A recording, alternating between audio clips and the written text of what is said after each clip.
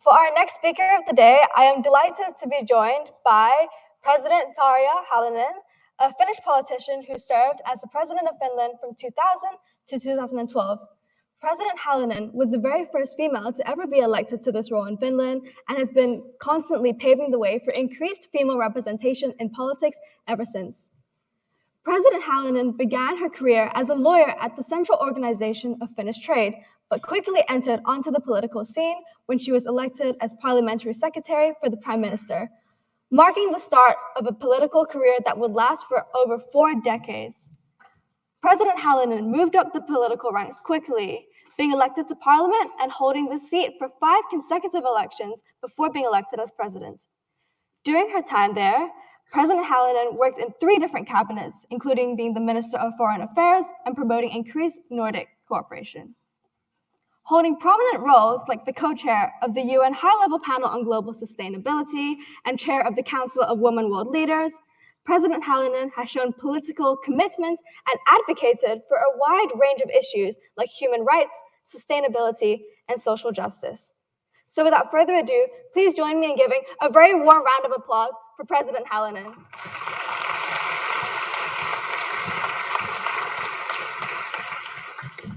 Good morning. My first advice for people after the operation, don't do quickly. I have had tips operation. I can stay at home. But otherwise,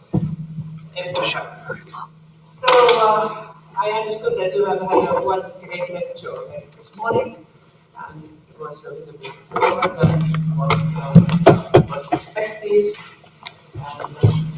and I cannot commit the time. Okay, anyway, it's a great pleasure to be here. The Parliament is going to be a summit, and for the beginning I say that I share part of the experience.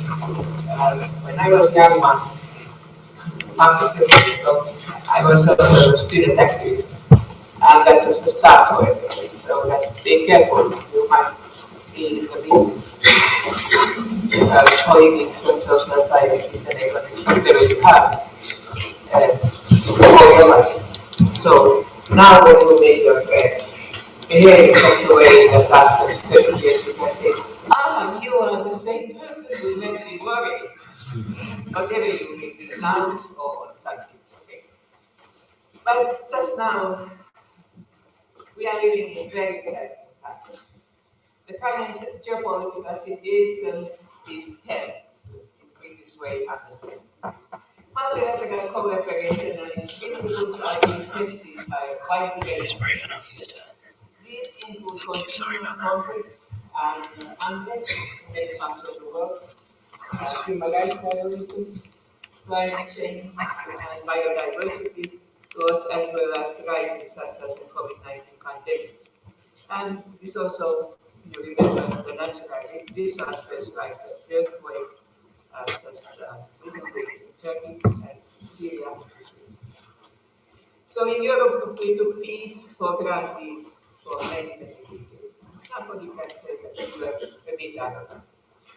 Even though we have had regional armed conflicts in Europe, Western Balkan, and also some other places, but Russian aggression in Ukraine a year ago has brought profound impacts for the stability of the region and European security. Because of so. Human sufferings, of course, they are the same everywhere. But war in Ukraine has perhaps also further polarized the multilateral context. And it has triggered a global. Okay, that's why they are sleeping there. Yes. Okay, they make a difference. So anyway, as I mentioned, the human sufferings, they are the same everywhere. So we shouldn't underestimate the sufferings wherever it happens, even more far away. But I said very openly that the war in Ukraine has perhaps also further polarized the multilateral context. It was really a shock for us, for Europeans. Shock which continues. But it has also triggered a global food, energy, and financial crisis. So, dear friends, the world is facing a big dilemma. Now, picture one. Divisions and fragmentations are increasing, but we need more and more collective action to address common challenges. And this is the same what Antonio Guterres, my old good friend, the UN Secretary General, has now repeated many times. So the future appears unpredictable and even scary. Here are some of the examples of the current situation. I know that you could raise many more. But just for your interest, if you want, you can put some of your own ideas there. But the first is that inequalities are deepening. It's especially affecting women and girls, but also the others. Outlook for the global economy is gloomy. I think that you heard it, or some of you heard it already with previous lecture. The World Bank has predicted the global recession for 2023, what we are now living. According to the World Food Programme, a record 349 million people across 79 countries are facing acute food insecurity, and it has come up from the 2021. It was 287. It's a quite big step up. Almost a million people worldwide are fighting to survive in famine-like conditions. And this is 10 times more than it was 5 years ago. We are approaching tipping points, as we could call it, in climate change. It will be soon more and more difficult and also more and more expensive to act to combat climate change. Now, even checking the situation is more difficult, what I mentioned, due to the war in Ukraine. And might be now, if not to mention the recent diplomatic tensions between China and USA. But I take an example about this Ukrainian situation. My own university is University of Helsinki, and we are well known about the climate change systems, what we are controlling. We try to do a global system. We have research points all over the world. And now we have had also one in Siberia, in Tomsk. And you can guess, for 1 year we have not got any information from there. Of course, everything what we were observing there is still going on, but we don't know how the climate change is affecting now in Siberia. So if that happens also with China, there's another problem. We have also there the research units. And then I will make a question to you. How do you think that we are making the global statistics? It's not enough that we know EU or USA. The more we have this kind of the difficulties, the less we can get the good facts, good open data. So, according to the UN, people's sense of safety and security, it is at all-time low in almost every country. The world is facing the highest number of the violent conflicts since the Second World War, and 2 billion people, a quarter of the humanity, lives in the places which are somehow affected by conflict. So it is important to note that many of the challenges are interlinked. If we look at the food security, for example, conflict is still the biggest driver of hunger. Around 60% of those suffering from the malnutrition lived in areas which are affected by armed conflicts and violence. What has been made by people, that's my belief, it can be stopped by the people. And you will be part of the future which will do that. So the climate crisis is one of the main causes of steep rise in global food insecurity. Impacts of the climate change affect agriculture in many different ways and undermine people's ability to feed themselves. how to come out of this vicious negative cycle, move into a virtual positive cycle. We already have tools to reverse the course and bring a change for a more stable world. We have the UN Charter and the Universal Declaration of the Human Rights as our moral charters. We have had them already half a century. And we have started now in more recent past with the Millennium Goals 2000. I was co-chairing that meeting. Then after that, we have the Fair Globalization. And now we have the Agenda 2030 for the Sustainable Development. All our leaders have unanimously agreed these at UN 2015. And we should implement them, as the agenda says, 2030. We thought that it's a long, long way in the future. It's 7 years now, please. So sustainable development, as I said, they were adopted in 2015. The agenda for the first time tied together the environmental, economic, and social sustainability and confirmed that we cannot solve global problems in silos. Conflict and poverty are deeply interconnected. There is no peace without sustainable development and no development without peace. So I remember the time when I was about your age, later on also, that we were interested. We knew environmental issues, we knew the economics, and I know many of you are the students of economics, and we had a social sustainability. And all those experts, they corrected every year and changed their opinion, and funny to say now afterwards, those who are interested in economics, they were gathering in Switzerland, in Davos. Davos Forum, you know the place. Then we who were more interested in social justice, we had meetings every year in Brazil, Porto Alegre. And those who were interested more in ecological issues, they met in different other places. We didn't gather together in one place. Funny but true. So now we have learned how important is the cooperation. So to build stable and better world, we must invest in development, of course. And for the development to the sustainable, it must take account all people and address the root causes of unsustainability and fragility. So yesterday, I was discussing with some of your representatives together, and so they took an issue concerning the gender equality. I was very happy for that because it's gender equality is number 5 in Agenda 2030.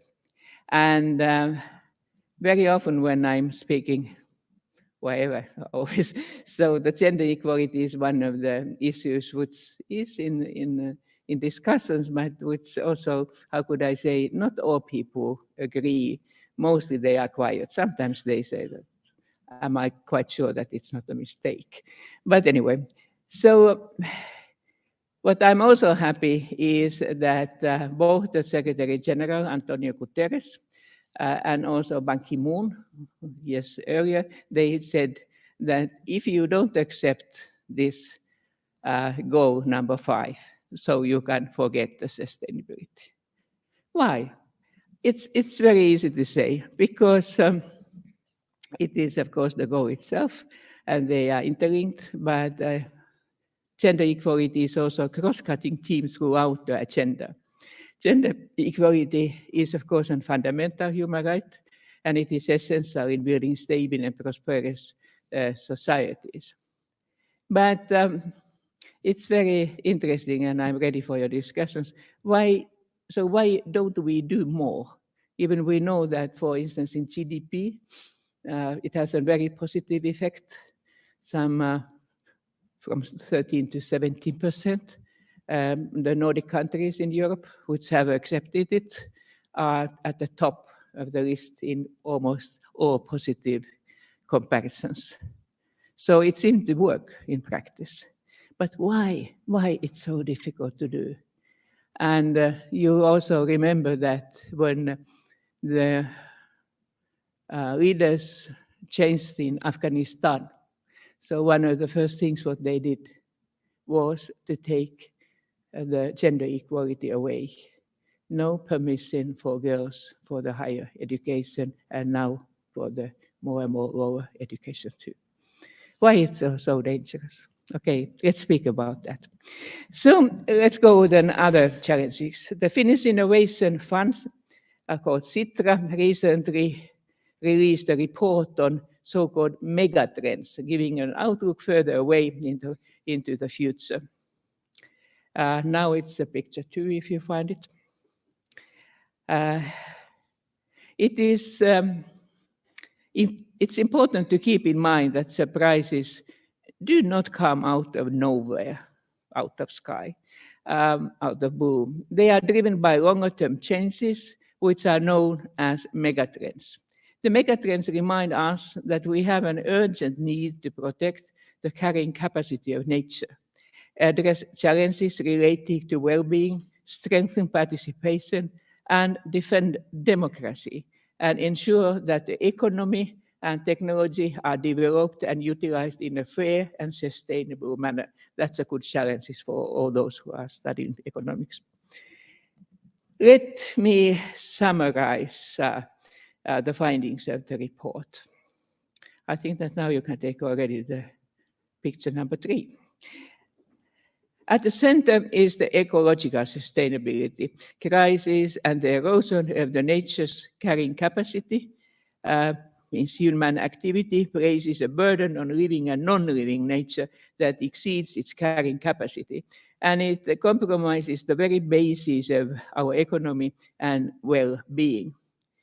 So very often when I have tried to explain the ecological, social justice and then also economics together, I say that you can think that it will be like a triangle.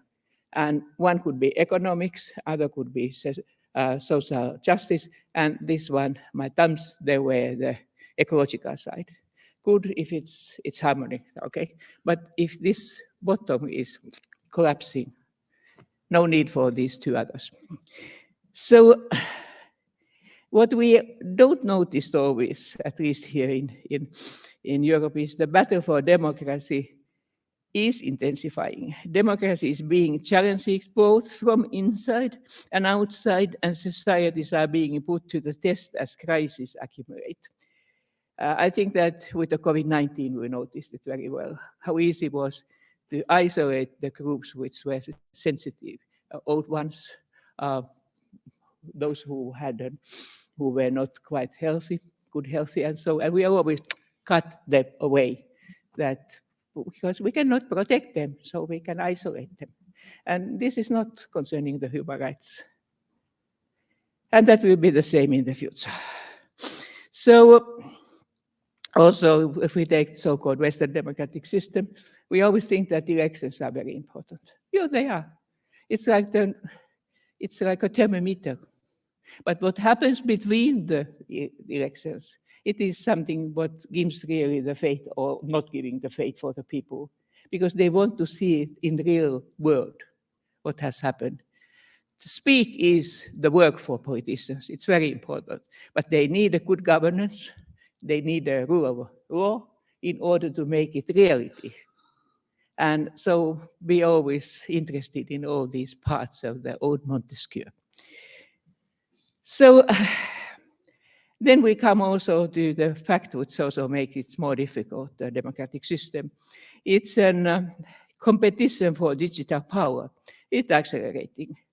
Cracks are also showing in the foundations of the economy as global inequalities grow and the ecological sustainability crisis unfolds. So this also needs to reform the economy. And Of course, it's partly because I know that Warwick is so well known in economics, but and I'm just a humble lawyer. I'm not an economist. So why I come again? And this money is important, but it's just the means. And when now already the late Secretary General Kofi Annan made so-called diplomatic surprise, which means this Millennium Goals. It was not very transparent, but it was very short process and good one. Especially so-called geographically southern countries, they were very, very happy for that because they said it's the first time when the global society will say that we need to do something for the social justice. And so fine. But then we noticed after, I think in two years or so, that it was lacking employment. It was lacking employment. Even people, of course, are very dependent then on employment. And then ILO was from those UN organizations, that one who should then to see that what could be done. I have been in Millennium Goals, like I already, I think, confessed, but then Ian and now already the late President of Tanzania, Benjamin Mkapa, we were co-chairing the Fair Globalization report, what you can find in internet. And the result was that employment was put now as a first, the earliest part to the Agenda 2030. So there is now the employment. But the Fair Globalization report and all that thinking what Nobel laureate Stiglitz and many others, they have thought, it's still without implementation. So it's still in your hands what to do with ideas to get a more fair globalization. So, dear friends, it is clear that we are currently in a period of hard but very interesting transformation. Many structures and ways of doing things are changing. There is no going back in the old normal. I don't even say old good because it was not old good, but it was old normal. But the future is not predetermined. We can and we must influence in it. When it comes to today's unstable world and multilateralism, it is important that use this opportunity to find ways for effective multilateralism.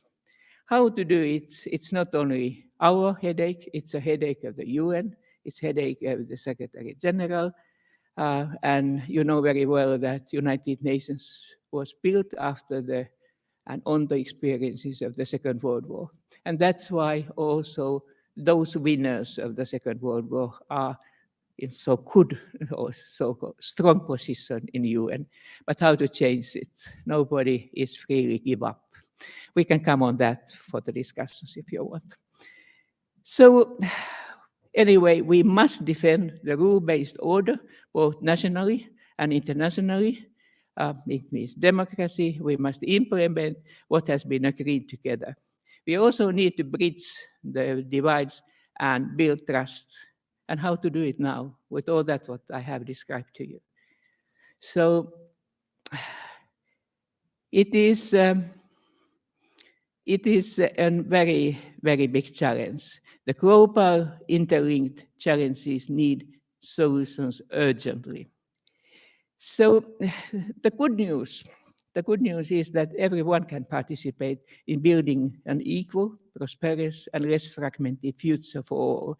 When I say all, it means states, business sector, civil society, academia, and local communities as other individuals. It is also you. Being here at the Warwick University, I would like to mention that we at the Helsinki University have recently launched a handbook on sustainable development for all the faculties. When I say all, I mean all. This is a book is for all the students from environmental studies to the theology. We often focus on interlinkages, but it is important to remember that sustainability is in everything you do, also when you go shopping, what you are doing, when you are buying the new jeans and whatever It's always you should be in your mind. So this book, The Keys to the Sustainability. Sorry, it is in Finnish language, and I know that only few of you will speak it. Why we did it first in Finnish? Because we believe that sustainable society means everyone. And especially with the small languages, like a Finnish language, only a little bit more than 5 million will speak it. So of course, they use a lot of English terms at universities. We do that, but we wanted to do it in Finnish, and that we created at the same time some kind of the language of the sustainability in Finnish. But we have donated all possible money we get from the book in Finland for the translation. So I think you will get, during the 1 year, you will get the book if you need it, at least in the internet. So I think that these 300 pages, perhaps the students will not thank us because it's more text again, but we think that it is very, very important that everybody, since they start of their studies, can think that what kind of the role they have also to the future of their own society. I very much look forward to the discussion and to hearing your views and solutions for the future of the multilateral cooperation. And remember, the future is challenging and it's changing all the time. But I can say, being already an old lady, so I can say that I have full trust in you. You will do it, but we have not yet succeeded. So, and if you are a little bit hesitating, you will have children and grandchildren like I have. And when they ask that mommy or the grandmother, why didn't you do more when you knew all that? Be ready to answer it. Okay, let's go to the question. I thank you for your attention.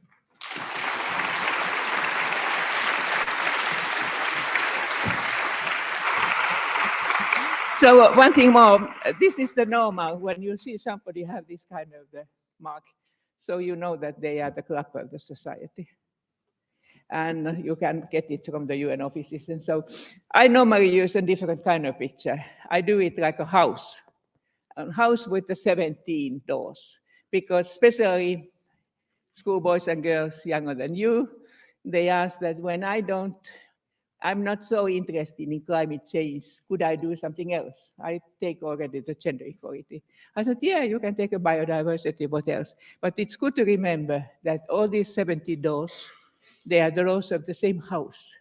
When you go in from the door, so you are exactly in the same room where all the others. And so be interested also of the other doors. So in that way, perhaps it's easier to explain. Okay. Thank you so much, President Halonen, for that incredibly enriching speech. Your talks on the relationship between gender equality and sustainable development, as well as all the megatrends that you mentioned, is certainly giving us a lot of food for thought. So what I'd now like to do is move on to the Q&A session. So I'm going to pick audience members to raise their hands, and I'll pick you, and then I'll move the microphone to you. Okay. Wow, very good. Thank you. Good morning, Mrs. Halonen. Thank you very much for sharing your insightful perspectives on multilateralism and the positive words in the end. My name is Philip, and I'm a student at the University of Munich.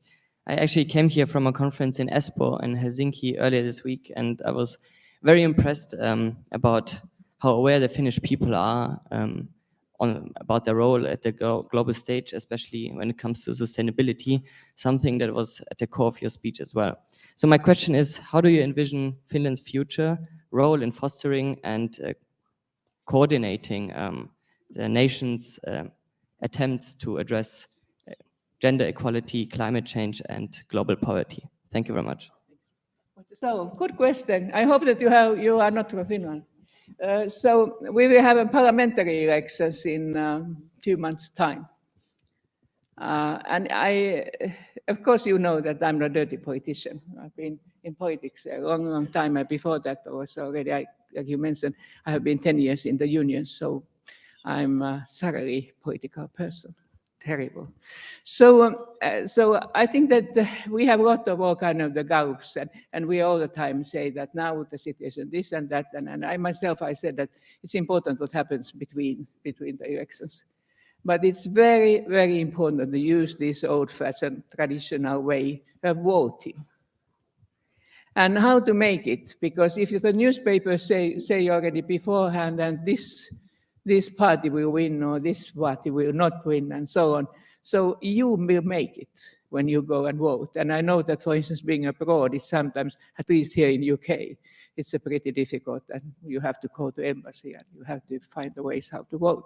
And then there are, of course, the people who are not allowed to vote, but they can still somehow to be involved. What's the political atmosphere? So the next thing is that we should ask always the political parties, all of them, before the elections, that what they are doing for education and what they are doing for the research, what they are doing for the immigration and so on. And then you write down them, and then you follow them during and after the elections, and say that what has happened, what you promised this and that, and how it goes. And it's not very nice always, but we have done it. So our present government is a coalition government. Our all political parties are pretty small, popularity between 20-30%. And in order to get the government, which can get a majority in the parliament, so they have to make a coalition government. That's everyday practice in Finland. Now, exactly now, we have the coalition government of the 5 political parties. And I think you might have heard a little bit already our prime minister. She's a young lady, pretty radical. I don't mention that. I think that the British prime minister we have had. But anyway, so all the leaders of these 5 political parties, they are women. First time, full feminine government. And when they started, they said that they will base their politics in science, that they will listen to the universities and do that. True. But then we got to COVID-19, and even they were academic persons by themselves. They were slightly surprised that the people from the science, couldn't be unanimous. There are terrible fights that no, in that way, or that way, or that way. And then politicians' right and duty is to choose what of these systems you think is better balanced with the positive and negative issues. And this is not only the COVID-19. It will be in economics, it will be in all different times. Something what we in Finland, perhaps your question meant also, was that we have been very stubborn concerning the military alliances. Both Sweden, where we were part of Sweden 700 years, and then we were, after the war, we were 100 years, the autonomous part of the Russia, and now we have been a little bit more than 100 years independent. So Sweden and Finland, we have an idea that we don't want to be, how could I say, in the armed conflicts if it's not quite necessary. And that's why we have not been a member of NATO. We have worked with NATO, and for instance, my own sin or responsibility is that we have harmonized quite well our army already with the NATO system, so that we have been both in Afghanistan, in Western Balkans, in Africa, many places together. No difficulty on that, but not the legal membership. And then a year ago, our eastern neighbor, Russia, wanted to take back the Ukraine, big part of that. And then when earlier 80% of our population said that they will support the idea to be non-allied in military sense, they changed their mind, and they said 80% of them said that, okay, when we have had all the time this option for NATO, so we could apply the membership in NATO. 80%, okay, now for. It was a little bit more difficult for Sweden, but then we decided to go hand in hand with our applications. Of course, everybody makes it separately, but we came hand in hand. And so now all the others out of these 30 NATO members, where 28 are from Europe. I'm considering Turkey or Turkey, how they want to say it now, that these are Europeans. So only 2 of them have not yet given the positive answer. One is Hungary, and the other one is Turkey. I think that with Turkey, we understand it, we can guess that they will have a parliamentary elections, and the President Erdogan wants to guarantee his position first, and then perhaps we get an answer. If anybody is from Hungary, I would be interested to know that why the Hungarians don't say yes. But perhaps we get to know it. But my cynical joke is always that the family is the worst. Hungarian language and the Finnish language are relatives. We are, with the Estonians, the only ones who have not done Indo-European language in our country. Our language is coming from somewhere from the east, and our closest neighbors to Estonia, Hungary, and Finnish language are in Siberia. So some mystic must be in your culture always. I like it. But so seriously said, we are not interfering now the discussion in NATO. We hope that if NATO says that the doors are open, the doors will be open. And so I think that we will get a positive answer during the year. But let's see. Okay, actually, no, we have time for one more question. Take her. You want me to pick her? Okay, we'll pick her. Okay, go ahead. Oh, can someone pass the mic, please? I get that she is not a Finn. So. Yeah. Okay, so I would like to ask about, you mentioned about the food security. And when we talk about food security, it relates to the land use, like how we produce food, right? And then so I found this research about there is a conflict interest, like a very huge conflict interest about land use. Like a lot of the government, like confused whether should they use the land use for major food production, like in the pasture land and grassing land, or should also they spare some for the bio, like planting biocrops for the bioenergy, and also for the natural based solution for the carbon capture.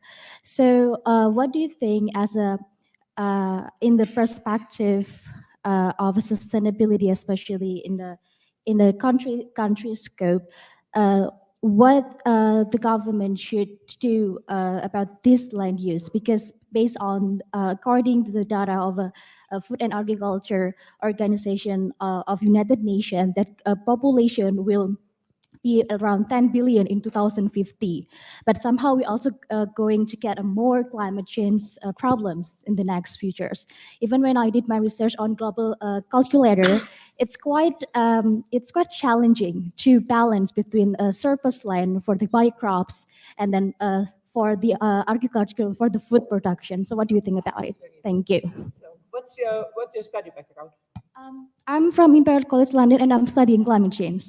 Yeah, so I always want to be sure. That's why I am asking from my diploma also in Finnish. Okay. Yeah, okay. Yeah, I think so that we understood it correctly. So the use of the land. Yeah. And so I'm still in many UN organizations, and I'm also in UNCCD, which is the special organization for the drylands. And of course, in Finland, we get too much water sometimes, but as they said in UN, they have, sorry to say, enough the countries which are lacking the water. And now the question is, of course, that when you need more food because the population is still growing, so the ways how you can get more food are such kind which can also add the difficulties, the challenges in biodiversity, but also in climate change. And now the question is that both the FAO, which is the main organization for UN, it's in Rome, but also many other organizations has to find the way to cooperate, to find the even not only cooperation, but the common language that they understand each other. And I don't ask that how many is still eating meat. So I hope that it happens just today, but we don't do it tomorrow. So the meat production is one of those which are difficult issues because people have used to that to eat meat means something that you have afford to get the good food. And it's a protein and so on. So the second point is that you already know that we have tried to compensate. And soya is one of those things what we have compensated. And then, of course, as you certainly knew also, that soya is one of those risks for the Brazil and other places for the nature. And then there are the different kind of the local ideas, what we have also in Finland. Their popularity has been grown. But the problem is, of course, first of all, it has been the problem of USA and European countries that we have eaten more than the others. But now the problem is that when Asian countries are also growing they have the growing economies, that they adopt also the bad habits what we have had. And then already to get rid of that kind of the amount of the meat eating what we have today in the world could help a lot. The second point is that you should eat locally produced food, and the third one, seasonal food. It means that then you need less of energy and all this system when you eat what is available locally. And this is a challenge for those who are making the good menus, of course, but it's a challenge for all of us. And we could go in details. But then we should help the people who have the land which has, which has already used for the agriculture, but which is no more good for use. And what is the best is that to make it better, to make it such kind that you can use it for the agriculture, it's easier, it's cheaper, it's faster than to fire the forests in Brasilia or the areas. So it's a question that we can get a cooperation on that. But then also that many people who are in agriculture in the south, they are not the property owners officially of the land they have. So, for instance, the programs of the United Nations don't reach them easily because they take those who are legally the owners. And those who are not legally owners very often, but are still farming, they are women. And that's why also the gender equality comes in this sector very strongly. And then the last point, I could speak the whole day of that, is that when you took those sausages, I hope that you ate them all, whether they were warm or cold. I found one lady who left a little bit. So because what is the waste of the food is also a very big issue. And then the last one, I'm not too thin, but I can try to say it. You shouldn't eat more than what you need. And that's it. I mean, we have a menu for that how to do that. But it's just one small issue is lacking, and it's an implementation. And always when it comes like this kind of the Ukrainian war, you already heard that fertilization, seeds, all that, and even the harvest what Ukraine and Russia had are not given further like it could be done without the war. They have done something, and Antonio Guterres have been helpful in that sense, but I mean, losses are big. So that's it. But I would say that both climate change, like you said, and also biodiversity are part of the solution. And at least we should stop now situation becoming worse because we have a lot of calculations that with this kind of amount of food what we have, we could manage somehow without malnutrition. Thank you for question. And then one more, because I have been too long. We started later because the previous one spoke too much. Yeah, it's true, but Okay, one we more. don't have enough time, unfortunately. Okay, terribly we can sorry. meet. Yeah. But anyway, after that, you will have all your parties on Saturday, on Sunday I have heard, and all the else. So continue this and try to find with the internet all kind of people to discuss it. And the last thing what I said when she cannot stop me was that when Kofi Annan, late Kofi Annan, when he made the Millennium Goals, it was called the diplomatic surprise. It went very quickly. It was not at all transparent, but it was pretty good. Now, when I was chairing the Rio conferences, so it was very transparent. It was very hard because we had hundreds, if not thousands, of interest groups who used the whole days in internet, and we hardly had the resources to answer to all those questions.